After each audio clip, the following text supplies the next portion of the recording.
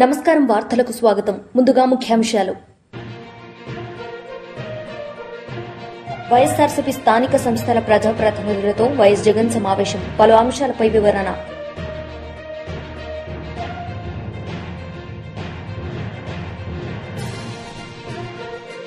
BJP leader NVSS Prabhakar media సమావేశం. పలు అంశాలపై వివరణ.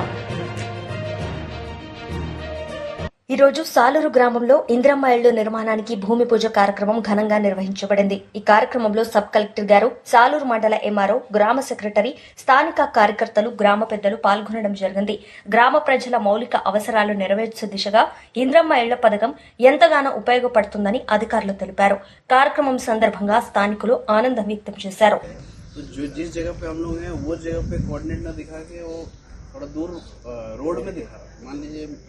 जो रोड जा रहा है उसके बाजू में हम लोग, बट जब हम लोग सेंटर पॉइंट कैप्चर कर रहे हैं तो जियो कोऑर्डिनेट वो फोटो में वो रोड का दिखा रहा है, रोड का मिडिल दिखा रहा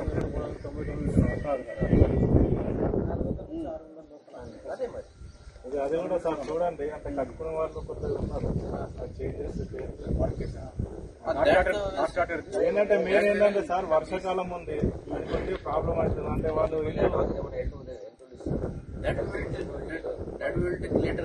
వైఎస్ఆర్సీపీ స్థానిక సంస్థల ప్రజాప్రతినిధులతో వైఎస్ జగన్ సమావేశం నిర్వహించారు. ఈ సందర్భంగా ఆయన మాట్లాడారు.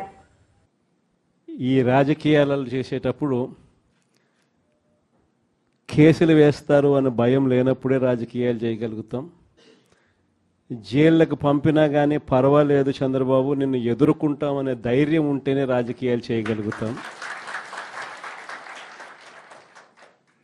అలా ఉండగలిగిన తెగువ ఎవరికైనా ఉంటేనే రాజకీయాల్లో ఉండగలగాలి, చేయగలగాలి అనేది మాత్రమే ఈ కలియుగంలో మనం నేర్చుకుంటా ఉన్న పాఠం అని చెప్పి చెప్తా ఉంటాం. ఈరోజు నిజంగానే రాజకీయాలు అలానే తయారయ్యి, చంద్రబాబు నాయుడు ఈరోజు చేస్తూ ఉన్న రాజకీయంలో కనీసం 1% కూడా మనం ఆ రోజుల్లో ఎప్పుడు చేయలే. ఆ రోజుల్లో మనం ఏ ఒక్కరికి కూడా ఇబ్బంది జరగకూడదు అనే ఆలోచనలు చేశాం. ఇన్ఫ్యాక్ట్ నాకు బాగా గుర్తుంది, తాడిపత్రి మున్సిపల్ ఎలక్షన్లు జరుగుతూ ఉన్నాయి. మనం రాష్ట్ర వ్యాప్తంగా మున్సిపాలిటీలు అన్నీ మనం స్వీప్ చేసినాం. రాష్ట్ర వ్యాప్తంగా జెడ్పీటీసీలు స్వీప్ చేసినాం, ఎంపీటీసీలు స్వీప్ చేసినాం, సర్పంచ్ స్థానాలు స్వీప్ చేసినాం. మున్సిపల్ ఎలక్షన్లలో కూడా మనం ఓడిపోయింది బహుశా రాష్ట్ర వ్యాప్తంగా ఒక 2 మున్సిపాలిటీలు మనం ఓడిపోయినాం. అందులో తాడిపత్రి ఒకటి. వాళ్ళకు 18, మనకు 16. కేవలం వాళ్ళకు తేడా 2. మన ఎమ్మెల్యే వండుకొని అన్న 2 తేడా ఎత్తేద్దామన్నాడు. ఆ రోజు నాకు బాగా గుర్తుంది, అలా నేను ఒప్పుకోలా. మన ఎమ్మెల్యేని కూడా నేను హౌస్ అరెస్ట్ చేయించిన, మన ఎమ్మెల్యేని నేను హౌస్ అరెస్ట్ చేసి ఎన్నిక జరిపించి తాడిపత్రి మున్సిపాలిటీ సవ్యంగా జరిగించి చివరిగా తెలుగుదేశం 18 వాళ్లకు, 16 మనకు న్యాయబద్ధంగా, ప్రజాస్వామ్యబద్ధంగా ఎన్నిక జరిగింది ఆ రోజు. కానీ ఈరోజు చూస్తే పరిస్థితి ఎలా ఉంది అని చెప్పి ఒకసారి చూస్తే, మనమేమో అప్పట్లో జగనన్నకు చెబుదామని చెప్పి ఒక టెలిఫోన్ నెంబర్ ఇచ్చా, స్పందన అని ఒక ప్రోగ్రాం కూడా పెట్టా. ఎవరికి ఏ ఇబ్బంది వచ్చినా కూడా, కులం చూడలా, మతం చూడలా, రాజకీయాలు చూడలా, పార్టీ చూడలా, చివరికి తెలుగుదేశం వానికి కూడా ఏదైనా ఇబ్బంది వచ్చినా కూడా జగనన్నకు చెబుదామని చెప్పి ఫోన్ చేస్తే చాలు, ఎమ్మెల్యేలు అడ్డుకున్నా, ఇంకొకరు అడ్డుకున్నా కూడా జగనన్నకు చెబుదామనే నెంబర్కు ఫోన్ చేస్తే చాలు, వెంటనే స్పందన ఉండేది, వెంటనే పరిష్కరించే పరిస్థితి మన హయాంలో మనం చేసాం. స్పందన అనే ఒక ప్రోగ్రాం పెట్టాం. ప్రతి వారము ఆ స్పందన అనే ప్రోగ్రాంలో కలెక్టర్లు ఖచ్చితంగా ఉండేట్టుగా, ఎస్పీలు కరెక్ట్గా ఉండేట్టుగా డేట్ ఇచ్చి ప్రతి వారం రోజు జరిగేట్టుగా చూసుకొని, కలెక్టర్ల దగ్గర నుంచి మొదలైతే మండలాలలో మండల ఇన్ఛార్జీల వరకు కూడా ఆ స్పందన ప్రోగ్రాంలో పార్టిసిపేట్ చేసే పరిస్థితి. ఎవరికి ఏ సమస్య వచ్చినా కూడా స్పందనలో చెప్తే ఆ సమస్య పరిష్కారం అయ్యేదాకా డైరెక్ట్గా సీఎంఓ పర్సూ చేసి ఎందుకు ఈ సమస్య పరిష్కారం కావడం లేదు అని చెప్పి అడిగే పరిస్థితిలో మన పాలన చేశాం. అత్యధికంగా ఆ పొద్దు సాల్వ్ అయింది తెలుగుదేశం పార్టీ వాళ్ళకి సంబంధించిన సమస్యలే. అంతగా మనం కులం చూడకుండా, మతం చూడకుండా, రాజకీయాలు చూడకుండా, మనకు ఓటు వేశారా లేదా అన్నది కూడా చూడకుండా ఆ రోజుల్లో మనం పరిపాలన అందిస్తే ఈరోజు చూస్తే ఎలాంటి పరిస్థితులు ఉన్నాయి అని అంటే, ప్రజాస్వామ్యాన్ని పట్టపగలే ఖూనీ చేస్తూ ఉన్నా కూడా ఈరోజు ఎవరు మాట్లాడలేని పరిస్థితిలో ఈరోజు పాలన సాగుతూ ఉంది. ఇలాంటి పరిస్థితుల్లో ఈరోజు మనం రాజకీయాలు చేస్తూ ఉన్నాం. ఈరోజు మొన్ననే చూసాం తిరువూరు ఎన్నిక, ఇప్పుడు కూడా జరుగుతూ ఉంది. ఇన్ఫ్యాక్ట్ తిరువూరు ఎన్నిక చూస్తే ఆశ్చర్యం కలిగించే నెంబర్స్. ఎందుకు ఎన్నికలు చేస్తూ ఉన్నారో కూడా ఎవరికి అర్థం కాదు. అక్కడ తిరువూరు పరిస్థితి ఏమిటి అని అంటే 17 వైఎస్ఆర్సీపీ గెలిస్తే 20లో 3 టీడీపీ. మా తెలుగుదేశం పార్టీ ఎక్కడ గెలుస్తుంది, ఎందుకు గెలుస్తుంది, అసలు పోటీ ఎందుకు పెడతా ఉన్నారు? అయినా దాన్ని కూడా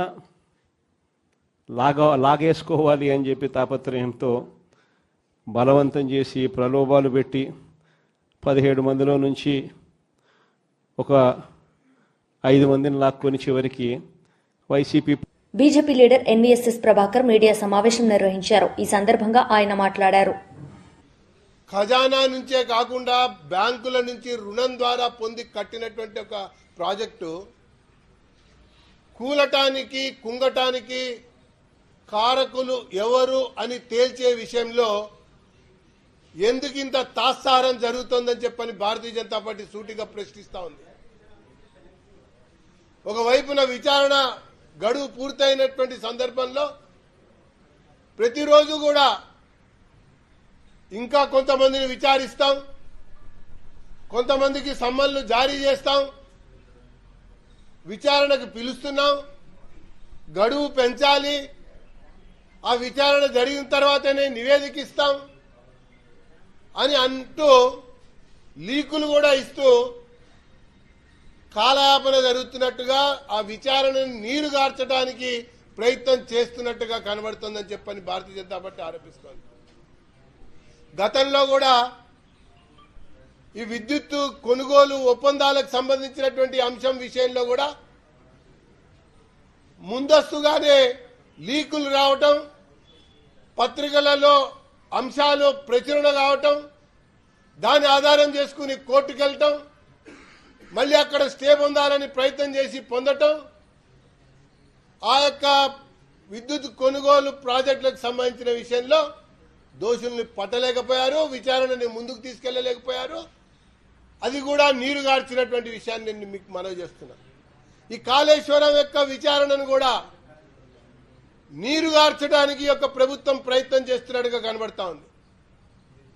ఒకవైపున ఒత్తిడి పెంచినట్టే పెంచి, మరొక వైపున ఈ రాజకీయ పార్టీల నడుమ డీల్ కుదిరించుకొని విలీనం చేసుకొని సమస్యని పక్కదోవ పట్టించాలని చెప్పని అధిష్టానం ప్రయత్నం చేస్తున్నట్టు, రాష్ట్ర ప్రభుత్వం అందుకు వత్తాసు పలుకుతున్నట్టుగా కనబడుతోందని చెప్పని మేము తీవ్రంగా ఆరోపిస్తా ఉన్నాం. ఇకపోతే రాష్ట్రంలో పరిపాలన అనేది పూర్తిగా కూడా కుంటుపడింది. నత్తనడక నడవటమే కాదు, కుంటుపడింది. ప్రతి ఏటా కూడా ఖరీఫ్ వస్తుంది, రబీ పోతుంది. మరి తెలంగాణ రాష్ట్రం ఏర్పడ్డప్పటి నుంచి కూడా పంట దిగుబడి జరిగిన తర్వాత ప్రభుత్వం రైతుల కోసం ధాన్యం కేంద్రాలు తెరిచి ధాన్యాన్ని సేకరించాలా? ఈ మధ్యకాలంలో దళారులకు వదిలిపెట్టి అకాల వర్షాలతో ధాన్యం కుప్పలుగా మార్కెట్ యార్డ్లలో పడి ఉన్నా కూడా పట్టించుకునేటువంటి ప్రభుత్వ పరంగా నాదుడు లేనటువంటి దుస్థితిలో రైతాంగం కొట్టుమిట్టాడుతోంది ఒకవైపున. ఇంకొక వైపున తడిసిన ధాన్యం, పంట నష్టం, మరి అకాల వర్షాలతో నష్టం జరుగుతూ ఉంటే బీమా లేక తల్లడిల్లిపోతున్నటువంటి రైతాంగం ఇంకొక వైపున కనబడతా ఉన్నారు. అది ప్రతి ఏటా ఉన్నదే కదా, ఖరీఫ్ సమయము, రబీ సమయం ధాన్యం సేకరించవలసినటువంటి బాధ్యత ప్రభుత్వాందే కదా. మరి ఎందుకు రాష్ట్ర ప్రభుత్వం ధాన్యం కొనుగోలు కేంద్రాలని మండల స్థాయి వరకు ప్రారంభించటం లేదని చెప్పని సూటిగా ప్రశ్నిస్తూ ఈ అంశం పైన వ్యవసాయ శాఖ మంత్రికి ఫిర్యాదు చేయబోతున్నానని చెప్పని నేను ఈ సందర్భంగా తెలియజేస్తా ఉన్నా. మరి రాష్ట్ర ప్రభుత్వం రైతాంగంతో ఆడుకోవటం అనేది భావ్యం కాదని చెప్పని హెచ్చరిస్తా ఉన్నా. రోజుకొక రైతు మరణిస్తున్నాడు, ఆత్మహత్య చేసుకుంటున్నాడు అన్నటువంటి వార్తలు తెలంగాణ రాష్ట్రంలో రోజు రోజుకి పెరిగిపోతా ఉన్నాయి. కానీ మంత్రులు మాత్రం, ప్రభుత్వం మాత్రం, కేబినెట్ మాత్రం నిమ్మకు నీరెత్తినట్టు వ్యవహరిస్తా ఉన్నది. ఇది రొటీనే అన్నట్టుగా దాటేయటానికి ప్రయత్నం చేస్తా ఉన్నది. ప్రతి విషయంలో కూడా అంతే. కేబినెట్ అనేది కలెక్టివ్ రెస్పాన్సిబిలిటీ అన్నది పోయింది ఏనాడో. ఒకవైపున ఫీజు రీయింబర్స్మెంట్ రిలీజ్ కాక పరీక్షలలో ఉత్తీర్ణులు అయి ఉన్నత అవకాశాల కోసం, ఉన్నత విద్య కోసం, సర్టిఫికేట్ కోసం కళాశాలకు వెళ్తే ఇవన్నీ పరిస్థితి ఒక వైపున, రీయింబర్స్మెంట్ జరగనటువంటి పరిస్థితి ఇంకొక వైపున, ఈ మధ్యలో ఫీజు పెంచి విద్యార్థులపై మరింత భారాన్ని మోపే విధంగా ప్రభుత్వం ప్రయత్నించినటువంటి విషయం. అసలు పాలన జరగాలంటే, పరిపాలన జరగాలంటే ఈరోజు ఖాళీ అయిన ఖజానా ఒకవైపున కనబడతా ఉంటే ప్రభుత్వానికి మాత్రం బీర్లు అమ్మాలి, భూములు అమ్మాలి, కొత్తగా బామలని రాష్ట్రమంతటా తిప్పి ప్రజల్ని మభ్యపెట్టడం కొరకు ప్రయత్నం చేస్తోందని చెప్పని బీజేపీ చాలా తీవ్రంగా ఆరోపిస్తా ఉన్నది. ఇంకొక వైపున ప్రభుత్వం రోజు ఒక కొత్త పథకం ప్రవేశపెడుతున్నట్టుగా, కొత్త కొత్త వర్గాలని ఏదో ఆదుకుంటున్నట్టుగా మాట్లాడుతూ ఉన్నది. నిన్న నల్లమల్ల డిక్లరేషన్ కావచ్చు, లేదా సోలార్ పంపు సెట్లకు సంబంధించినటువంటి విషయం కావచ్చు. అసలు కేంద్ర ప్రభుత్వం ఏనాడో పిఎం కుసుమ్ కింద వ్యవసాయదారులకి, హరిజన గిరిజన రైతులకి సబ్సిడీ యొక్క ఆధారంగా సోలార్ పంప్ సెట్లు ఇచ్చేటువంటి కార్యక్రమాన్ని ఏనాడో ప్రారంభించింది. తెలుగుదేశం పార్టీ రాష్ట్ర ఉపాధ్యక్షులు వేమూరి ఆనంద్ సూర్య మీడియా సమావేశం నిర్వహించారు. ఈ సందర్భంగా ఆయన మాట్లాడారు. కూడా కాలేదు. 2024 నుంచి మొదలెట్టిన కార్యక్రమాలు కనుక మనం తీసుకున్నట్లయితే ఈ రాష్ట్రంలో సంపద సృష్టించడానికి, ఈ రాష్ట్రాన్ని అభివృద్ధి చేయటానికి, లక్షలాది మందికి ఉద్యోగ అవకాశాలను కల్పించటానికి, రాష్ట్రాన్ని అభివృద్ధి చేయటానికి కంకణం కట్టుకున్నటువంటి నాయకుడు ముఖ్యమంత్రి వర్యులు శ్రీ నారా చంద్రబాబు నాయుడు గారు. నారా చంద్రబాబు నాయుడు గారు ఏవైతే ఆలోచనలతో మనం పనిచేస్తూ ముందుకెళ్తున్నామో ఆ ఆలోచనలన్నీ కూడా సఫలీకృతమయ్యి ఈ రాష్ట్రంలో సంపద సృష్టింపబడి 5.5 కోట్ల ఆంధ్ర జనాభాకి పూర్తి స్థాయిలో ఫలాలు అందజేయాలనేటటువంటి అకుంఠిత దీక్షతో పనిచేస్తున్నారు ముఖ్యమంత్రి గారు. మీరు గతంలో 2019 నుంచి 2024 వరకు తీసుకున్నట్లయితే జగన్మోహన్ రెడ్డి ఏం చేశాడు? రోడ్ల మరామత్తులు కూడా చేయించలేనటువంటి దౌర్భాగ్య స్థితిలోకి రాష్ట్రాన్ని తీసుకుపోయినటువంటి వ్యక్తి జగన్మోహన్ రెడ్డి. ఆయన చేసినటువంటి ప్రతి కార్యక్రమం కూడా రాష్ట్ర ప్రజలను హింసించేదిగా ఉంది. ఎలా హింసించేదిగా ఉంది? గడిచిన 5 ఏళ్లలో జగన్ పాలనలో రోడ్లు సరిగా లేక 1,15,000 రోడ్డు ప్రమాదాలు జరిగాయి. ఆ రోడ్డు ప్రమాదాల వల్ల 43,000 మంది విలువైనటువంటి మానవ ప్రాణాలను కోల్పోవటం జరిగింది. అది అతని పాలనలో జరిగినటువంటి హింస. ప్రతి విధంగా, ప్రతి కార్యక్రమం ద్వారా రాష్ట్ర ప్రజానీకాన్ని హింసించినటువంటి వ్యక్తి ఎవరయ్యా అంటే జగన్మోహన్ రెడ్డి. వైఎస్ జగన్మోహన్ రెడ్డి ఆ హింసలో పాలైపోయి లక్షలాది కుటుంబాల్లో తీవ్రమైనటువంటి విషాదం మిగిల్చింది. ఎంత బాధాకరం అండి. అలాగే 500 కోట్ల రూపాయలు కేటాయించి ఖర్చు చేసిన 10 కోట్లు కూడా ఖర్చు చేయలేనటువంటి పరిస్థితి, దుర్భరమైనటువంటి పరిస్థితి జగన్ రెడ్డి పాలనలో జరిగింది. అంటే ఈ సొమ్మంతా కేటాయింపులు జరగటం, కావలసినటువంటి అవసరాల కోసం ప్రజల ఖర్చు పెట్టకపోవటం, దాన్ని తాబేదారుల ద్వారా తన ఇంటికి మళ్లించుకోవటం దైనందిన కార్యక్రమంగా తను తన తాబేదారులైనటువంటి వ్యక్తులు చేపట్టినటువంటి కార్యక్రమంగా నేను ఈ సందర్భం అందరికీ తెలియజేస్తా ఉన్నా. మరి 2014-19 తీసుకున్నట్లయితే చంద్రబాబు నాయుడు గారు 26,000 కిలోమీటర్లు సీసీ రహదారులను, 22,000 కిలోమీటర్లు బీటీ రహదారులను చంద్రబాబు గారు ఆనాడు నిర్మాణం చేయించారు. సుమారు 6,000 కిలోమీటర్ల రాష్ట్ర జాతీయ రహదారుల నిర్మాణం జరిగింది. 36,000 కోట్లతో మరో 5 జాతీయ రహదారుల అభివృద్ధికి అంచనాలు రూపొందించాం ఆనాడు. 8,000 సీసీ రహదారుల నిర్మాణానికి శ్రీకారం చుట్టాం. 8,000 కిలోమీటర్లు సీసీ రహదారులకు నిర్మాణానికి శ్రీకారం చుట్టాం 2014-19లో చంద్రబాబు నాయుడు గారి ఆధీనంలో. 6,534 కిలోమీటర్లు మేర కొత్త నిర్మాణాలు, కొత్త రహదారులు, 624 కిలోమీటర్లు పాత రోడ్లు బాగు చేయించడం, ఏఐఐబితో ఒప్పందం చేసుకుని 4,944 కోట్ల రూపాయలతో 70% రుణం ఇచ్చేందుకు ఏఐబికి అంగీకరించటం, ఇవన్నీ కూడా ఈ రాష్ట్రాన్ని దృష్టిలో పెట్టుకుని, ఈ రాష్ట్ర ప్రగతిని దృష్టిలో పెట్టుకుని ఆయన తీసుకున్నటువంటి నిర్ణయాలన్నిటినీ కూడా మరి తను ముఖ్యమంత్రి అయిన వెంటనే ఆ కొనసాగింపుని అక్కడికక్కడ ఆపేసి, అతను ఏదైతే కేంద్రం ఇచ్చే నిధులకి మ్యాచింగ్ గ్రాంట్గా 30% ఇవ్వాల్సి ఉండగా ఆ 30% నిధులను కూడా ఇవ్వకుండా మూర్ఖపు ఆలోచనతో, ఏంటి మూర్ఖపు ఆలోచన? చంద్రబాబు నాయుడు గారు చేసే పని అంతా కూడా డెవలప్ అయ్యి ఆ రోడ్లన్నీ అయిపోతే చంద్రబాబు నాయుడు గారికి పేరు వస్తుంది, నాకు పేరు రాదు కాబట్టి నేను ఇవ్వను అని కేంద్రానికి మ్యాచింగ్ గ్రాంట్గా ఇవ్వాల్సిన 30 కోట్ల రూపాయలు కూడా ఇవ్వలేనటువంటి దరిద్రపు పిసినారి, 30% నిధులు కూడా ఇవ్వలేనటువంటి పిసినుగొట్టు తత్వంతో వ్యవహరించి రాష్ట్రాన్ని భ్రష్టు పట్టించి రాష్ట్రాల్లో రోడ్లని.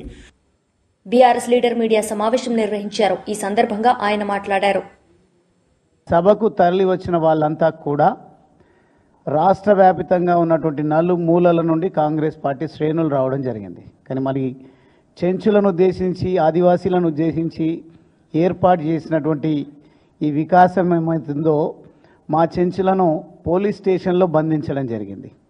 మా ఆదివాసీ నాయకులు ఎవరు కూడా వేదిక నెక్కనటువంటి పరిస్థితి. ఎప్పుడు సాధారణంగా మాకున్నటువంటి ఆనవాయితీ, మేము ఏ కార్యక్రమం ఏర్పాటు చేసుకున్నా అది ఆదివాసీలకు, బంజారాలకు ఉద్దేశించిన కార్యక్రమమే కాదు, జనరల్ కార్యక్రమాల్లో కూడా వారికి సముచిత స్థానం కల్పించి, వారిని మాట్లాడించి, వారి సాధక బాధలను విని న్యాయం చేసేటువంటి ప్రయత్నం మా ప్రభుత్వం ఉన్నప్పుడు కేసీఆర్ గారి నాయకత్వంలో మేము అందరం కూడా మా వంతు బాధ్యతగా వారి కోసం చాలా చేయడం జరిగింది. అందులో మచ్చుకు కొన్ని విషయాలను ప్రస్తావించేటువంటి ప్రయత్నం నేను చేస్తాను. ముఖ్యంగా మా ప్రభుత్వం ఉన్నప్పుడు ముఖ్యమంత్రి కేసీఆర్ గారు ఆ రోజు దాదాపుగా 6 లక్షల ఎకరాలకు ROFR పట్టాలు ఇవ్వడం జరిగింది. పట్టాలు ఇవ్వడమే కాదు, విద్యుత్ సౌకర్యం ఏర్పాటు చేయడం కోసం ఇక్కడ ఉన్నటువంటి మా రేగా కాంతారావు గారు, నేను ఆదివాసీని, బంజారాను కాకపోయినప్పటికీ నేను ప్రాతినిధ్యం వహించినటువంటి నియోజకవర్గం పెద్ద సంఖ్యలో ఆదివాసీలు, బంజారాలు ఉండేటువంటి నియోజకవర్గం. ఎప్పుడు వారికి సంబంధించినటువంటి విషయాలపైన చర్చ జరిగినా విధిగా కేసీఆర్ గారు నన్ను పాల్గొనమని చెప్పేది, ఆహ్వానించేది. అప్పుడు నేను వెళ్ళినప్పుడు మేము అక్కడ ఉన్నటువంటి వసతుల విషయంలో, ప్రత్యేకించి కొత్త గ్రామ పంచాయతీలను ఏర్పాటు చేసేటువంటి సందర్భంలో చెంచు పెంటలను సైతం గ్రామ పంచాయతీలను చేసినటువంటి చరిత్ర బీఆర్ఎస్ ప్రభుత్వానికి ఉంది.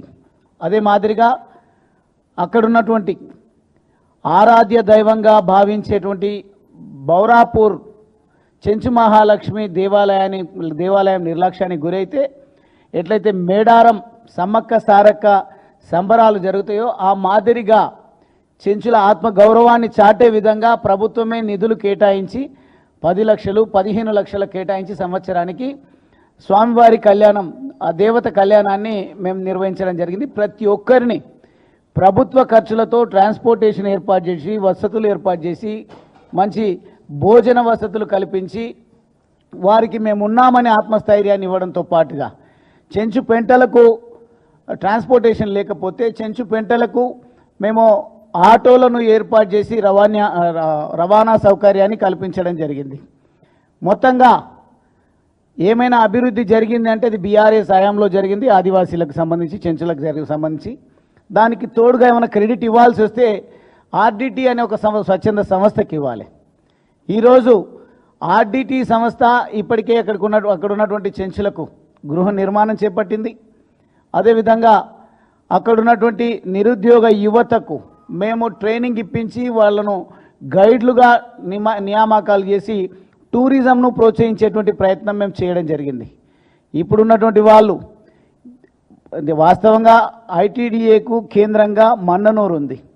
మన్ననూరులో నిన్న జరిగినటువంటి ఈ వికాసం ఏదో అక్కడ నిర్వహించాలి సభ, కానీ ఎవరి ప్రభావమో ఎవరిని ఉద్దేశించి వైసీపీ లీడర్ మీడియా సమావేశం నిర్వహించారు. ఈ సందర్భంగా ఆయన మాట్లాడారు. విలేజ్ దగ్గర ఎందుకు ఆపాల్సి వచ్చిందో ప్రభుత్వం సమాధానం చెప్పాలి అని చెప్పి ఈ సందర్భంగా చెప్తా ఉన్నాం. మెజార్టీ లేకపోయినా భయంతో కౌన్సిలర్ని ఆపి బలవంతంగా నిన్న 4 కౌన్సిలర్ని బలవంతంగా తీసుకుని వెళ్లి పార్టీలో చేర్పించినటువంటి పరిస్థితి చూసాం. ఈ రోజు కూడా అదే రకంగా చేయాలని ప్రయత్నం చేస్తా ఉన్నారు. మెజార్టీ లేకపోయినా తిరువూరు మున్సిపాలిటీని హస్తగతం చేసుకోవాలని చెప్పని దౌర్జన్యంగా చేసేటటువంటి కార్యక్రమం జరుగుతోంది. ఎన్నికల కమిషన్ డైరెక్షన్ ఇచ్చినా, అలాగే ఈరోజు ఉదయం కోర్టులో కూడా వైఎస్ఆర్ కాంగ్రెస్ పార్టీ పిటిషన్ దాఖలు చేయడం జరిగింది. కోర్టు కూడా ఆశ్చర్యపోయింది. ఎన్నికల కమిషన్ స్పష్టంగా ఆదేశాలు ఇచ్చినప్పటికీ కూడా ఎందుకని పోలీస్ యంత్రాంగం ఈ రకంగా వ్యవహరిస్తుంది, ఒక 30 నిమిషాల్లో అరగంట లోపు నాకు పూర్తి సమాచారం కావాలి అని చెప్పని న్యాయస్థానం కూడా ఆదేశించడం జరిగింది అని చెప్తున్నాం. అంటే ఈ ప్రభుత్వానికి కానీ, ఈ కూటమి ప్రభుత్వానికి కానీ, పోలీస్ యంత్రాంగం కానీ, ఎన్నికల కమిషన్ అన్నా లేకపోతే న్యాయస్థానాలన్నా లెక్కలేనటువంటి పరిస్థితి కనపడతా ఉంది. మెజార్టీ ఉన్నప్పుడు, మీకు మెజార్టీ ఉంటే ఎందుకు ఇలాంటి అరాచకమైనటువంటి కార్యక్రమాలకి, ఎందుకు ఈ రకమైనటువంటి కార్యక్రమాలకి పాల్పడుతున్నారో ఆంధ్ర రాష్ట్ర ప్రజలకి సమాధానం చెప్పాల్సినటువంటి అవసరం ఉన్నది అని చెప్పిన వైఎస్ఆర్ కాంగ్రెస్ పార్టీ డిమాండ్ చేస్తోంది. ఇప్పటికైనా సరే మా కౌన్సిలర్తో, మేము మా గుర్తు మీద గెలిచినటువంటి కౌన్సిలర్తో మీరు చైర్మన్ తీసుకోవడానికి ప్రయత్నం చేస్తా ఉన్నారు. ఇది అప్రజాస్వామికము, అన్యాయము అని చెప్తా ఉన్నాం. దౌర్జన్యంతో మీరు మున్సిపల్ చైర్మన్ స్థానం సంపాదించాలని ప్రయత్నం చేస్తారు. ఇది సాగదు. ఇది ప్రజాస్వామ్యంలో ఇలాంటి దానికి తావులేదు. ఖచ్చితంగా రెడ్డిగూడెం దగ్గర నుంచి కౌన్సిల్ హాల్ వరకు తిరువూరు మున్సిపాలిటీలో ఎన్నిక జరిగే వరకు కూడా పోలీసులు భద్రత కల్పించాలి అని చెప్పి డిమాండ్ చేస్తా ఉన్నాం. ఉదయం నుంచి అడుగుతా ఉన్నాం, అధికారులందరికీ చెప్తా ఉన్నాం. వాళ్ళు చెప్పేది ఒకటి, క్షేత్రస్థాయిలో జరిగేటటువంటి కార్యక్రమం వేరేది. ఎన్నికల కమిషన్ నిన్న డైరెక్షన్ ఇస్తే విజయవాడ నుంచి ఎన్నికల కౌన్సిల్ హాల్ వరకు ఎందుకని మీరు భద్రత కల్పించలేకపోయారు, ఎందుకని మీరు గన్మెన్ లేవలేకపోయారు, దానికి సమాధానం చెప్పండి. ఆ రోడ్డు తిరువూరు వస్తే భద్రత కల్పిస్తారంట. విజయవాడ నుంచి తిరువూరు మార్గ మధ్యంలో కూటమి నేతలు రౌడీజంగా, అరాచకంగా రోడ్ల మీద నుంచి ఎవరు వెళ్లకుండా అడ్డుకునేటటువంటి ప్రయత్నం చేస్తున్నారు. ఎందుకు అంత కక్కుర్తి మీకు? మెజార్టీ లేనప్పుడు ఎందుకు రావాలి రోడ్డు మీదకి? పోలీసులను అడ్డం పెట్టుకుని కౌన్సిల్ సంపాదించాలని ప్రయత్నం చేస్తున్నారా? కాబట్టి ఈ అరాచక పాలనలో అందుకనే ఈరోజు మళ్లీ వచ్చి ఎన్నికల కమిషన్ దృష్టికి తీసుకువెళ్లి నిన్న మీరు ఇచ్చినటువంటి ఆర్డర్ని ఒబే చేయకుండా రోడ్డు మీద కౌన్సిల్ అందరినీ ఆపడం జరిగింది అని చెప్పి కంప్లైంట్ చేయడం జరిగింది. మందకృష్ణ మాదిగ కలిసి మాజీ మంత్రి వర్యులు ఆంధ్రప్రదేశ్ రాష్ట్ర SC commission K S Jawahar media సమావేశం. కొవ్వూరు మాజీ మంత్రి వర్యులు ఆంధ్రప్రదేశ్ రాష్ట్ర ఎస్సీ కమిషన్ జవహర్ నివాసంలో ఎంఆర్పీఎస్ వ్యవస్థాపకులు మందకృష్ణ మాదిగ మీడియా సమావేశం.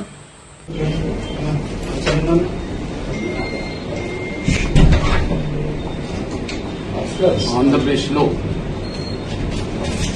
గౌరవ రాష్ట్ర ముఖ్యమంత్రి నారా చంద్రబాబు నాయుడు గారి ఆశీస్సులతో మొదటిసారి ఎస్సీ కమిషన్ చైర్మన్ మాదిగ సామాజిక వర్గం సంబంధించిన రాష్ట్ర మాజీ మంత్రివర్యులు, జాతికి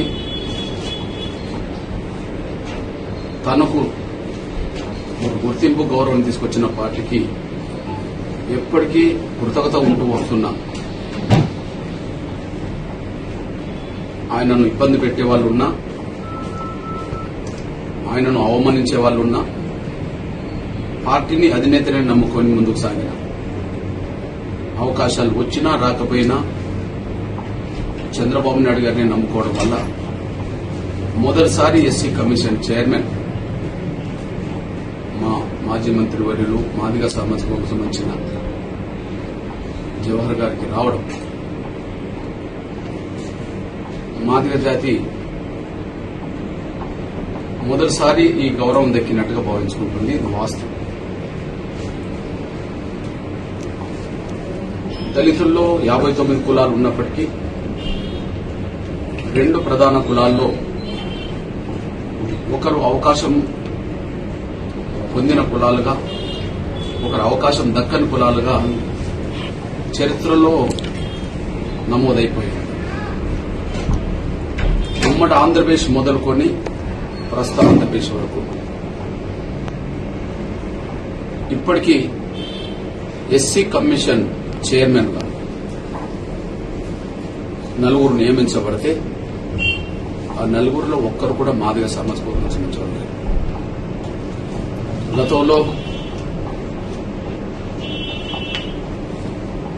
జస్టిస్ పున్నయ్య మా సోదర సామాజిక వర్గం సంబంధించిన వ్యక్తి.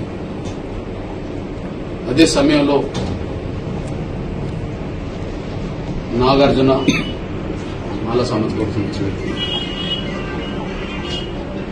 అదే సమయంలో కారం శివాజీ మాల సామాజిక వర్గం సంబంధించిన వ్యక్తి. మొన్నటికి మొన్న గవర్నమెంట్ లో పాల్ డాక్టర్ ప్రసాద్ మాల సామాజిక వర్గం. అంటే దళితుల మీద దాడులు జరుగుతున్నాయి, ఆ దాడులు నివారించే దిశగా ఒక కమిషన్ ఉండాలని చెప్పి, ఆ కమిషన్ సూచనలను నిర్దిష్టంగా అమలు చేయాలని చెప్పి ప్రభుత్వాలు నియమిస్తే దళితుల్లో ఇప్పటి వరకు ఒకే సామాజిక వర్గం సంబంధించిన వాళ్ళు నియమించుకుంటూ రావడం జరిగింది. ఆ విషయంలో మాదిగల్లో ఆవేదన ఉండేది. ఆ విషయంలో మాదిగల ఆవేదన పలు సందర్భాల్లో ప్రభుత్వాల దృష్టికి తీసుకురావడం కూడా జరిగింది. ఎట్టకేలకు గౌరవ ఆంధ్రప్రదేశ్ ముఖ్యమంత్రి వారు నారా చంద్రబాబు నాయుడు గారు ఈ విషయాన్ని గుర్తించారు. నిజమే, ఇప్పటికీ ఎస్సీ కమిషన్ చైర్మన్ స్థాయిలో. వార్తలు ముగించే ముందు ముఖ్యాంశాలు మరోసారి. వైఎస్ఆర్సీపీ స్థానిక సంస్థల ప్రజాప్రతినిధులతో వైఎస్ జగన్ సమావేశం, పలు అంశాలపై వివరణ.